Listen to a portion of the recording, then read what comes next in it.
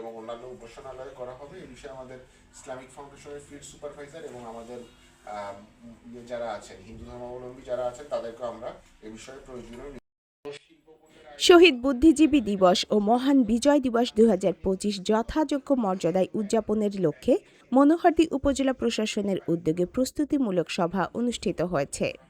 বুধবার 2 ডিসেম্বর সকাল 10টায় উপজেলা পরিষদ সম্মেলন কক্ষে অনুষ্ঠিত সভায় সভাপতিত্ব করেন উপজেলা নির্বাহী অফিসার এম এ মোহাইমিন আল জিহান। সভায় আরও উপস্থিত ছিলেন মনোহরদী উপজেলার ভূমি কর্মকর্তা সজীব মিয়া, মনোহরদী থানার তদন্ত কর্মকর্তা মাহদাব, উপজেলা বিএনপির সদস্য সচিব আমিনুর রহমান সরকার দোলন, মনোহরদী উপজেলা প্রেস ক্লাবের সভাপতি কামাল উদ্দিন বাদল, সহসভাপতি তাজুল ইসলাম বাদল, মনোহরদী প্রেস ক্লাবের সভাপতি আসাদুজ্জামান নূর, বিভিন্ন শিক্ষা প্রতিষ্ঠানের শিক্ষকবৃন্দ, উপজেলার বিভিন্ন দপ্তরের কর্মকর্তা কর্মচারী, মুক্তিযোদ্ধা, রাজনৈতিক নেতৃবৃন্দ এবং ইলেকট্রনিক ও প্রিন্ট মিডিয়ার সাংবাদিকরা।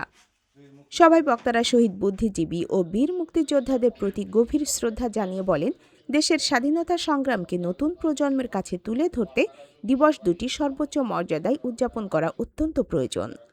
অনুষ্ঠানে আরও প্রাণবন্ততা ও সমৃদ্ধি আনতে উপস্থিত সকলেই গঠনমূলক মতামত তুলে ধরেন।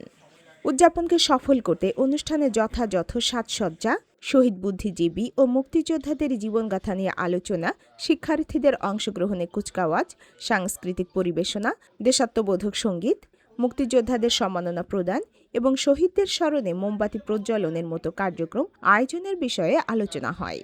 বক্তারা বলেন, মনোহরদী উপজেলা প্রশাসনের সার্বিক তত্ত্বাবধানে সকল শ্রেণী পেশার মানুষের অংশগ্রহণে এবারের শহীদ বুদ্ধিজীবী দিবস ও বিজয় দিবস উদযাপন হবে আরও সুন্দর সুশৃঙ্খলভাবে উদযাপিত হবে এ আশা ব্যক্ত করেন।